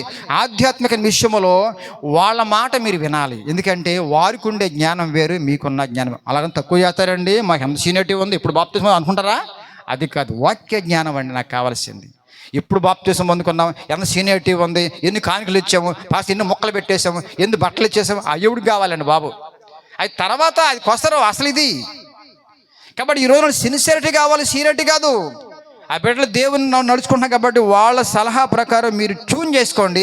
ఆ బిడ్డకి దీవెన, చిన్న పెసిబిడ్డకి అద్భుతంగా. అందుకే సంసోను పుట్టినప్పుడు దేవుడు ఏమన్నాడు ఆజ్ఞ, యోహాను పుట్టినప్పుడు దేవుడు ఏమాజ్ఞ ఇచ్చాడు? అస్సలు మామూలుగా పెంచకూడదు, ఆయన్ని ఆషమాషి పెంచకూడదు, మీరు సపరేట్ స్పెషల్. అట్లాంటి అద్భుతముగా ఆ బిడ్డని పెంచే విషయంలో మీరందరూ సహకరించండి. మా వంతు మేము సహాయపడతాం, సహకరిస్తాం. అవసరమైతే మేము కొన్ని కష్టాలు పడతాం, రెడీగా ఉన్నాం. ఎందుకంటే వాళ్ళు మా బిడ్డలు. అర్థమవుతుందండి? కాబట్టి ఈ రకంగా మనం ముందుకెళ్దాం. ఒక చిన్న మాట చెప్పి ముగించేస్తాను. 78వ కీర్తనలో చక్కని మాటను చూడండి, 3వ అధ్యాయం 3వ వచనం. 78వ కీర్తనలో 3వ వచనం. ఎవరి వివరించారంట? పితరులు మాకు వివరించిన సంగతి. ఇప్పుడని చెప్పారా కృప వాళ్ళ అమ్మగారు? ఆమెకి వాళ్ళ అమ్మగారు అని చెప్పారంటారా? ఇది కొంచెం కొంచెం నేను చెప్పాక సండే స్కూల్ వరకు అందరూ ఉపయోగపడతారండి. సండే స్కూల్ వరకు పాట చేసుకో, వాకింగ్ చదువు, పాట పాడు, గడగడ ఉండుతారు వాళ్ళు. టీనే వచ్చేప్పటికీ వాళ్ళ పవర్ బయటకు వస్తుంది, ఒరిజినాలిటీ బయటకు వస్తుంది. అందు గురించే మీరు గమనించండి, మనము అమ్మ నాన్నకి తాత మా అమ్మ, వాళ్ళు ఇంకా వాళ్ళ అమ్మ నాన్న ఉంటే వీళ్ళందరూ అంటే 3 జనరేషన్స్లో కనుక కుటుంబంలో ఉంటే కనుక పిల్ల డ్యామేజ్ అవ్వదండి. లోకము నుంచి, పాపము నుంచి, సాతాను నుంచి తప్పించుకుని రక్షణలో బలంగా సాగుతూ సత్యవాక్యములో బలపడుతూ ఉండే క్రమంలో కుటుంబం ఉంటేనండి అసలు వీళ్ళు ఎంత హాయిగా ఉంటుందో. లేకపోతే నానా బాధపడాలి. ఈ ముసలాం ఏం చెప్పుద్దో చేదని మాట, ఆ ముసలాయన ఏం చెప్తాడో లేనిపోయిన గొడవ, ఈ రకమైన టెన్షన్ ఎక్కువైపోద్ది. అందుగురించే చక్క గంటిల్లిపాడు సత్యవాక్యములు పెరుగుతూ ఉంటే బెడా సూపర్ రా, నీకేం పర్లేదమ్మా, పాటలు పాడుకో, వాక్యం ఇది, ఆ వాక్యం, ఈ వాక్యం, భక్తులు ఇల్లు, ఆ అపోస్తుల్లా, మొత్తం అంతా కూడా స్టోరీస్ వచ్చేస్తామండి. ముందుకెళ్ళి అక్కడ నుంచి ఆయన బలమును ఆయన చేసిన ఆశ్చర్య కార్యములను వాటిని వారి పిల్లలకు మేము చెప్పేది. ఏం చెప్తారు మీరు? సంపాదించేవారా? ఈ ఉద్యోగం, ఆ ఉద్యోగం, ఇంకో ఉద్యోగం చేసుకుందామా? లేకపోతే ఇంకా బంగారం కూడా కొనలేదమ్మా? ఇవి ఎంతవరకు అండి? అవన్నీ కూడా మీరు ఏం మాట్లాడతారు పిల్లలతో? నేను మొన్న క్లాస్ చెప్పే సార్న ఏ వయసులో పిల్లలతో ఎలా ఉండాలో సైకాలజీ ట్రైనింగ్ ఇచ్చే వాళ్ళకి, అన్నిలో వాళ్ళు క్రిస్టియన్స్ కాదు, బాధం చేసుకోండి, ఆ రకం కూడా ఇస్తూ ఉంటాను నేను. క్రిస్టియన్స్కి అయితే ఇంకా లోపలికి కిక్కిస్తుంది బాగా క్లాస్. ఆ క్లాస్ విన్న తర్వాత ఆ క్లాస్ కోసం ఎక్కడి నుంచి వస్తున్నాడు ఆయన. 3 తరగతులు అయిపోయిన క్లబ్ శిశువుగా ఉన్నప్పుడు ఎలాగ ఉండాలి, భౌతికంగా మానసికంగా పిల్లలతో ఎలా డీల్ చేయాలి, బాలదశలు ఎలా ఉండాలి, కౌమరదశలు ఎలా ఉండాలి, యవన దశలు ఎలా ఉండాలి, పెళ్ళిడు వచ్చినప్పటికి ఎలా ఉండాలి, పెళ్ళి అయిన తర్వాత వాళ్ళతో ఎలా బిహేవ్ చేయాలి, మొత్తం అంతా కూడా దగ్గర 5-6 క్లాసులు ఉంటాయి, 2 గంటలు చొప్పున. ఎవరు చెప్తారు ఇవన్నీ కూడా? ఎవరు లేవండి. ఏ ఫర్ యాప్లు అన్నారు తప్ప ఇంకంత మించిది ఇంకెంత ముందు లోతుకి వెళ్ళడం. ఇంకా అర్థమవుతుంది మీకు? మానసిక పరిపక్వత పెరుగుతున్న కొద్దీ ఒక దైవ సేవకుడు అన్ని రంగాల్లో కొంచెం తెలుసుకున్న కనీసం ఆధ్యాత్మిక విషయంలో పూర్తి జ్ఞానంతో దేవుని గణపరుచుకుంటూ ఆ కుటుంబాన్ని కట్టాలి. అది నాకు దేవుడిచ్చిన వరం. కాబట్టి వాళ్ళు, నా ఉద్దేశం అయితే కనుక సంఘాన్ని విడిచిపెట్టేవారు కాదు. వాళ్ళు విడిచిపెట్టేవాళ్ళు అయితే ఈ పాటికి ఎంత ప్రయాసపడి రావాలి, ఛార్జ్ డబ్బులు లేకపోయినా సరే, కష్టపడినా సరే, ఇద్దరు కూడా ఎవరి బిడ్డలు ప్రయాసపడి ఆ పెయిన్, అక్కడున్న ఆనందము, లేకపోతే అక్కడున్న ఆవక్య జ్ఞానము, ఈ పరిస్థితి అంతా కూడా ఆనందము రెండో వాళ్ళకి తెలియదు, అది మీకే తెలుసు. కాబట్టి మీరే స్టాండ్ అయిపోండి. వాళ్ళని దాని కుటుంబీకులకి దీవెనకరంగా ఉండండి, వాళ్ళని కూడా నడిపించుకోండి. అందరం కలిసి సత్యవాక్యములు బలపడదాం, అక్కడ వచ్చేంత వరకు మనం సిద్ధపడదాం. అట్టి కృప దేవుడు మీ కుటుంబానికి మీకు అనుగ్రహించును గాక. దేవుని నామమున స్తోత్రం. తర్వాత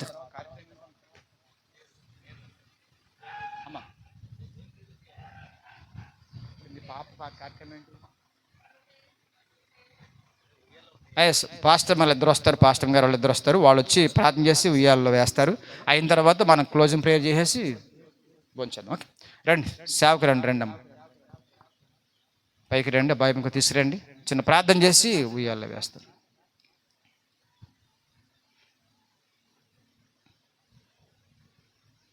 రెండు కుటుంబ సభ్యులు కూడా వచ్చేయండి.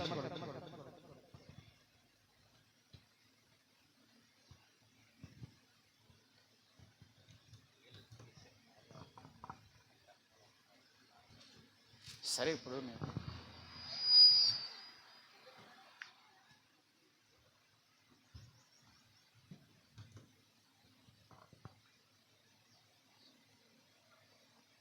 రండి అమ్మ, రండి.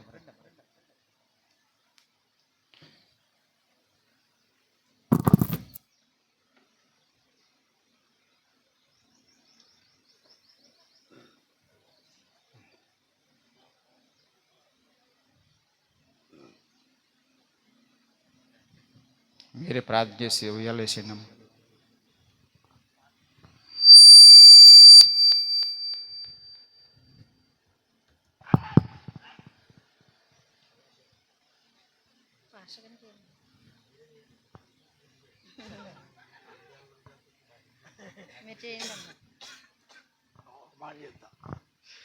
వాస్తవానికి ఉయ్యాల కోటలు ఏమి ఉండవు కానీ అలా ఆశపడ్డారు కనుక చేస్తున్నాం అంతే తప్ప దీన్ని ఒక ఆచారంగానే ఒక పద్ధతిగా స్థాపించబాకండి. నేను చెప్పకూడదు ఆ మాట, కానీ చాకుడిగా చెప్తున్నాను. వాళ్ళు కూడా వినేవాళ్ళు కాబట్టి ధైర్యంగా చెప్తున్నాను. హల్లెలూయా. చాకురాలే దయచేయాలన్నట్టుగా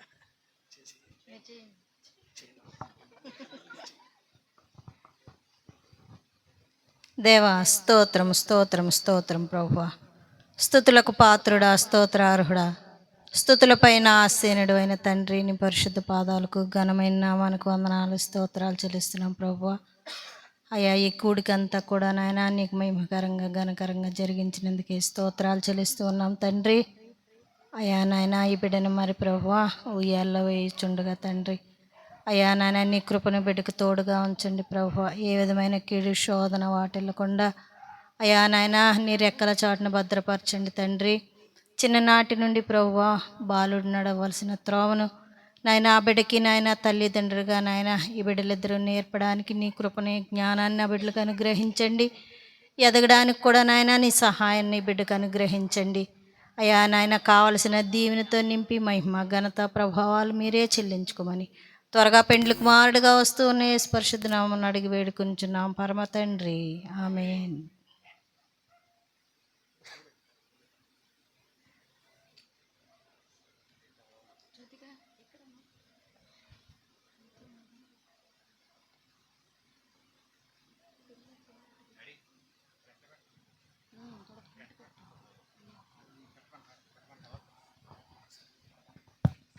చెప్పలే కొట్టండి, పర్లేదు.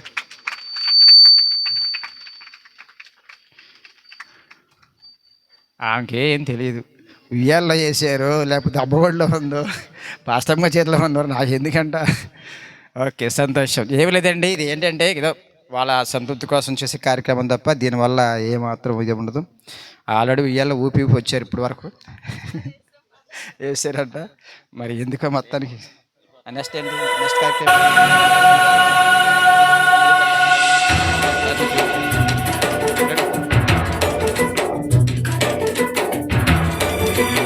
మీరు బహిర్గతం చేస్తారు.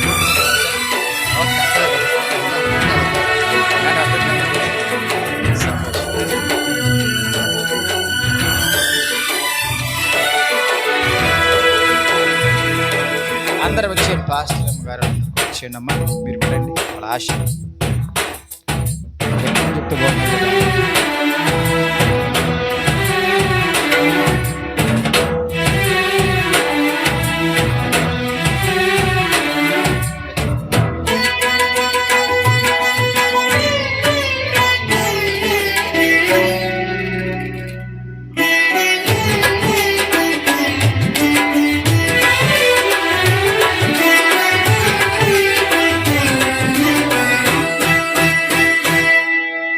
ఘనమైనవి నీ కార్యములు నా ఎడల, స్థిరమైనవి నీ ఆలోచనలు నా యేసయ్యా.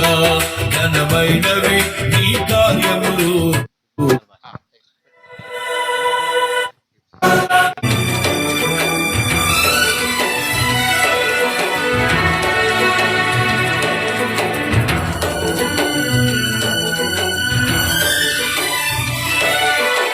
మరి దేవుడు ఈ బిడ్డను అనేక మందికి సంతోష కారణంగా ఉండాలని వాళ్ళ కుటుంబం మరి దేవుణ్ణి సంతోషపెడుతూ దేవునిని బట్టి భూలోకంలో ఒక సంతోష కారణముగా ఒక శాశ్వతమైన కృప పొంది దేవుని మహిమార్థమైన బిడ్డలుగా వీళ్ళు సంతోషిస్తూ సంతోషకరమైన బిడ్డలుగా ఉండాలని మరి ఆ పేరుని హెప్సిబా ఫెయితీ, అంతేనా? హెప్సిబా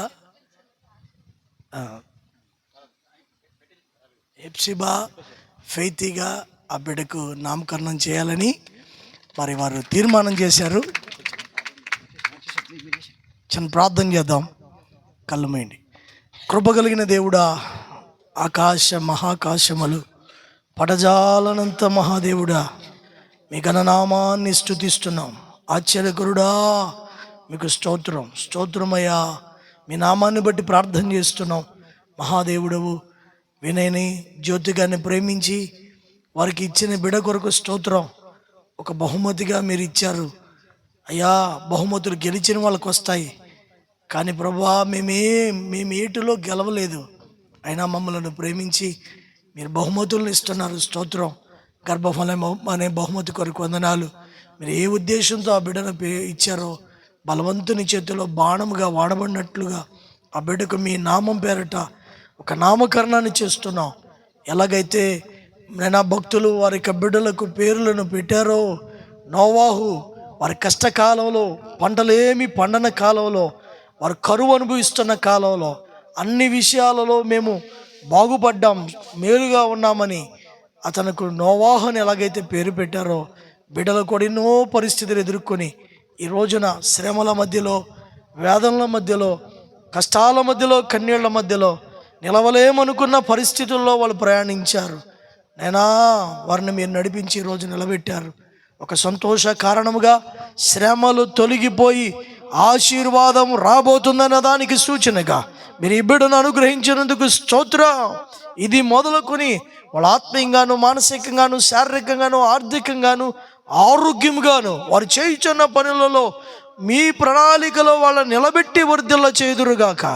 ఈ బిడ్డ ద్వారా, ఈ బిడ్డను మీ లోకంలోకి పంపడం ద్వారా అట్టి దీవెన కలుగునట్లుగా ఆ బిడ్డ ఒక సంతోష కారణంగా భవిష్యత్తులో నైనా తల్లిదండ్రులకి, కుటుంబాలకి, సమాజానికి అన్నిటికంటే మించి మీకు సంతోష కారణంగా ఉన్నట్లుగా ఆ బిడ్డను యేసు నామములో నైనా హెప్సిబా ఫెయితీగా ఆ బిడ్డకు నామకరణం చేస్తున్నాం. యేసు నామములో సహాయం చేయండి.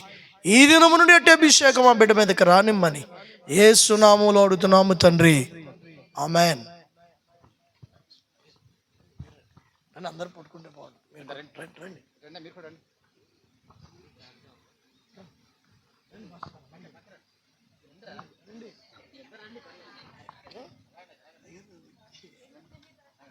రండి.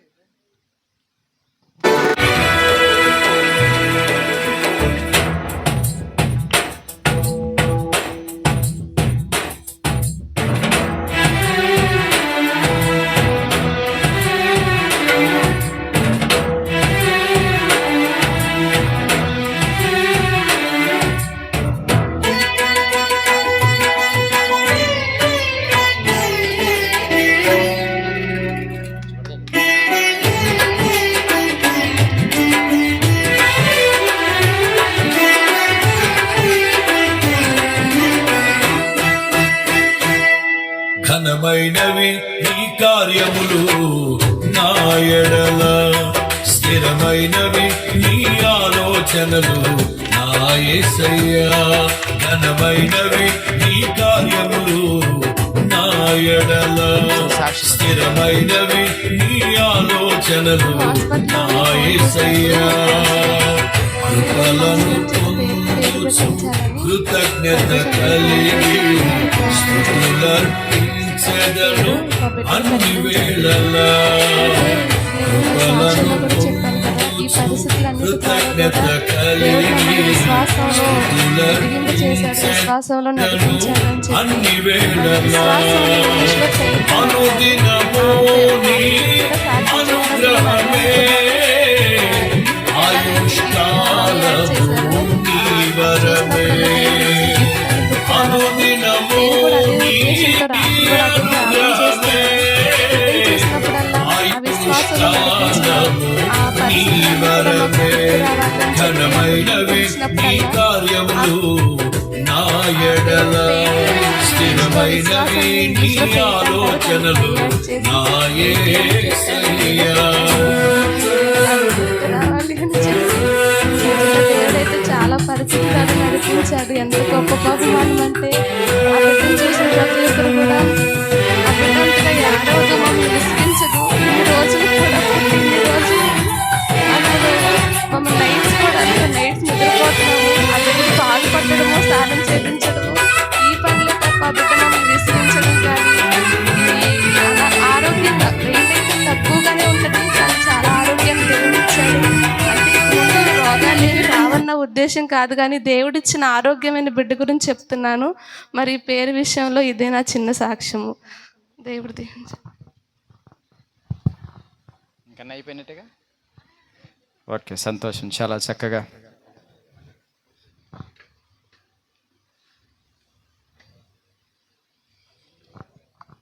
సరే, ముగింపుకి వచ్చాం. ముగింపు ప్రార్థన చేసుకుని బ్లెస్ చేసుకుని మనం దీవించబడుతూ ఆ బిడ్డని కూడా దీవించి కుటుంబం పైకి మీతో పైకి రండి, ప్రార్థనాపూర్వకంగా బ్లెస్ చేసి ముగించుకుందాం. తర్వాత వెంటనే భోజనాలు ఉన్నాయి కాబట్టి ఆ కార్యక్రమం కూడా పాల్గొందాం. చిన్న ప్రార్థన, అందరు కూడా అందరు నిలబడినా సార్, నిలబడినా. దేవుని స్తోత్రం అంటున్నావా? ఓకే. ప్రేమగల మా తండ్రి, మమ్మల్ని మిక్కిలిగా ప్రేమించి కాపాడి సంరక్షించి, మరి ముఖ్యంగా నా ప్రభువా ఈరోజు సేవకుల మధ్యన, సంఘస్థుల మధ్యన, సమాజంలో మేమందరము కలిసి స్థలములో ప్రభువాన్ని గణపరుచుకోవడానికి, మంచి విలువైన వర్తమానాలు వినడానికి మీరు ఇచ్చిన మహాభాగ్యాన్ని బట్టి మీకు వందనాలు. ఈ కుటుంబంలో మరొక్కసారి ప్రభువా మీరు చేసిన అద్భుత కార్యాన్ని బట్టి మీకు వేలాది వందనాలు తండ్రి, స్తోత్రములు ప్రభువా. నా చెప్పబడిన వాక్యానుసారంగా ప్రభువా కుటుంబాలు ప్రభువా కట్టుకోవడానికి సహాయం చేయండి. జ్ఞానమందును, నీ దయయందును, వాక్యమందును, సహవాసమందును ఆ చిన్నప్పటి నుంచి ఆ బిడ్డ పచ్చని ఒలి మొక్క వలి పెరుగుతూ అనేక మందికి సాక్షార్థంగా, దీవెనకరంగా, నీకు మహిమకరంగా ఉండటానికి కుటుంబ సభ్యులందరూ కూడా ఆ దిశగా నా ప్రభువా నీ దైవ గ్రంథము ద్వారా వాళ్ళు ఏవైతే చెప్పబడిన ప్రభు ఆ రకంగా వారి సాక్ష్యాలు కూడా ఉండి అలా బోధించుకుని నడిపించే విషయంలో సహకరించేవారుగా ఉండటానికి సహాయం చేయండి. అట్టి బలము, శక్తి, జ్ఞానము వారందరికీ కూడా అనుగ్రహించండి. వారందరూ కూడా నీ యొక్క వాక్య జ్ఞానంలో పెరగడానికి సహాయం చేయ ప్రభువా. కూడి వచ్చిన ప్రభువా మరి సేవకులను బట్టి మీకు వందనాలు, మరి కుటుంబాలను బట్టి మీకు వందనాలు. వారి సేవను బహుగా దీవించండి, సహాయం చేయండి. సంఘ విశ్వాసాలను బట్టి మీకు వందనాలు ప్రభువా. బంధువర్గాన్ని బట్టి మీకు వందనాలు ప్రభువా. వారి ప్రేమను స్వీకరించి అందరు కూడా ప్రభు సంతోషముతో, సమాధానముతో నీ ప్రేమలో వర్ధిల్లుతూ అనేక దీవులు పొందుకునే భాగ్యం దయచేయమని, మరి ముఖ్యంగా ప్రభు ఈ చంటి బిడ్డను మరొక్కసారి ప్రభు జ్ఞాపకం చేసుకుంటూ నీకే నా ప్రభు ఘనత, మహిమ, ప్రభావం చెల్లించుకుంటూ యేసు అతి పరిశుద్ధమైన నామమున అడుగుచున్నాము తండ్రి. మరి తండ్రి దేవుని ప్రేమ, కుమారుడైన యేసుక్రీస్తు కృప, పరిశుద్ధాత్మ అన్యోన్య సహవాసము మనకును అటువలనే కుటుంబ సభ్యులకు, శిశువుకు నిత్యమే ఎల్లకాలము తోడై ఉండును గాక. ఆమేన్. అందరికీ వందనాలు నాన్న. మరి కూడి వచ్చిన మీ అందరికి కూడా ప్రత్యేకమైన వందనాలు. మరి మీ అందరికీ